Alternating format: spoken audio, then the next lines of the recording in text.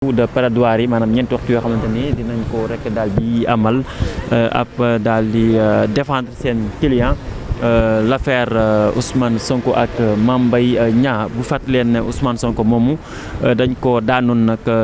juróom benn weer yoo xamante ni du ko tëdd waaye nag dina si booleek fay ndàmpaay boo xamante ni toll si 200 milliards de francs CFA loolu nag daanaka moom Ousmane Sonko dafa waxoon nag alal jooju du ko fay ndaxte loolu nag jàpp na ne du yoon ndaxte moom la mu wax rek moom mooy dafa am benn document boo xamante ni daf ko rek daal di gis ci internet bi maanaam rapport bu IGF bi nga xamante ni moom nag lañ doon wax naan moom moo indi coow léegi yooyu noonu donc ñu ngi ak Mbissane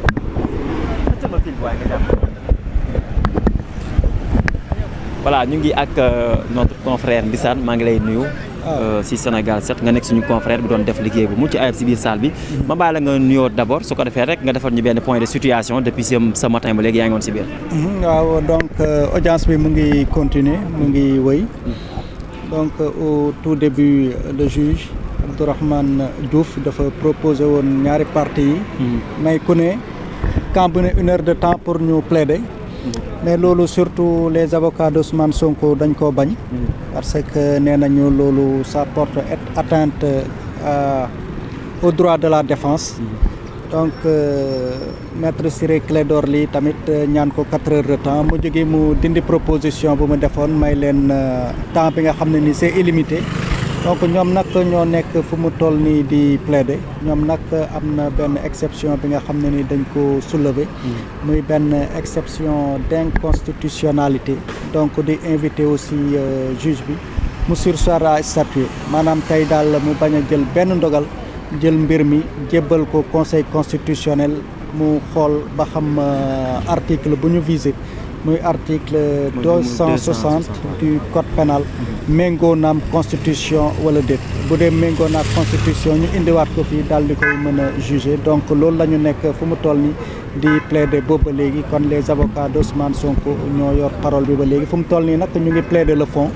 parce que juge bi dafa jël exception bi joindre ko au fond même bu dee les avocats d'Ousmane Sonko lu doon seen sàkkuteef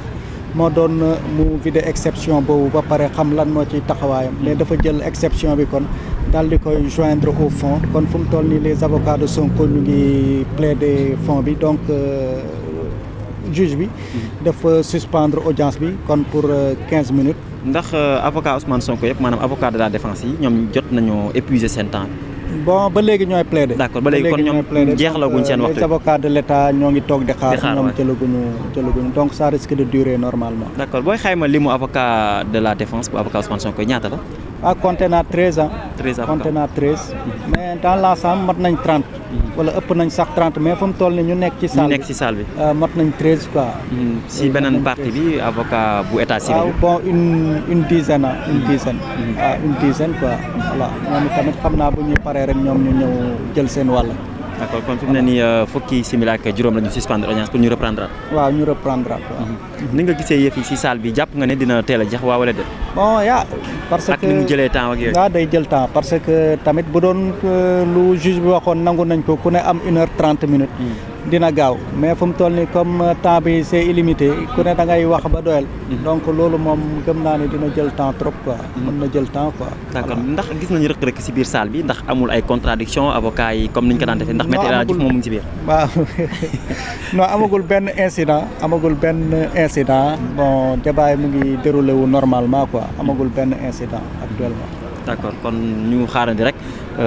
di la sant di la gërëm rek. jaajëf merci. donc voilà mu nekk suñu confrère Mbissane Tine nekkoon ci salle bi salle d'audience bi dégg ngeen li nga xamante ni wax na ko par rapport ak notion d'inconstitutionnalité bi nga xamante ni wax na ko ni avocat yi daal moom la ñuy sàkku à ce que rek ñu daal di jël lii di dossier bi ngir mën ko jébbal conseil constitutionnel donc ci fond bi la ñu nekk actuellement di ko rek daal di jàmbar donc fi mu ne nii ba tey ñu fàttali leen ne avocat bu défense bi bu avocat Ousmane Sonko ñoom daanaka ñu ngi continuer rek daal di amal seen plaidoirie donc bu ñu reprendre te 15 minutes yi ñoom ñoo nekk ñoom ñoo am parole maanaam ñoom ñooy wëyal rek di amal li nga rek moom moo di donc seen défense par rapport ak l'affaire diffamation Ousmane Sonko ak kii di Mame Mbaye Niang donc loolu moom moo di li nga xamante ni jàpp leen ne daal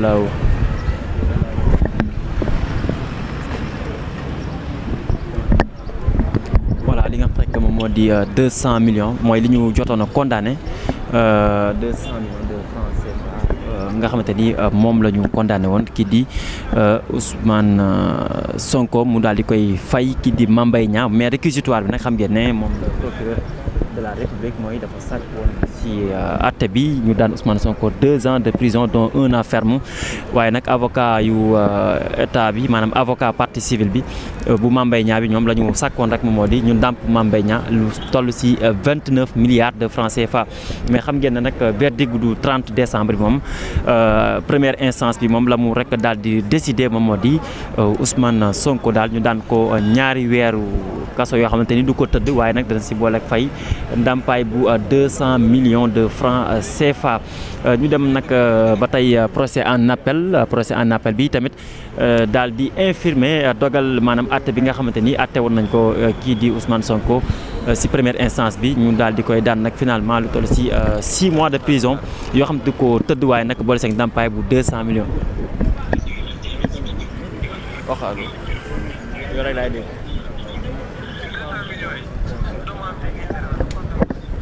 loolu la ndàmpaay la wax naa la ndàmpaay la kon daan naa xam naa ko wax naa ndàmpaay la.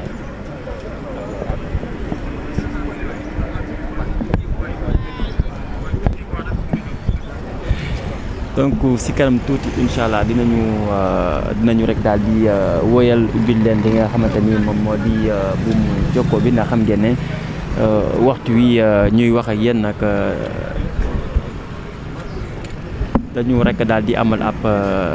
suspendre lii di audience bi donc pour une durée de donc 15 minutes mën nañu wax ne li des nag ci 15 minutes yi pour mu mat bareetul dara ndax booba léegi rek ñu nekkoon ci biir salle bi am na ñoo xamante ni ñoom bi ñu génnee tàmbali nañu dugaat ci biir salle bi fii ak ñuy rek daal di xaarandi en tout cas yeneen donc beneen étape bi ñu daal di ci dugg. Kebe.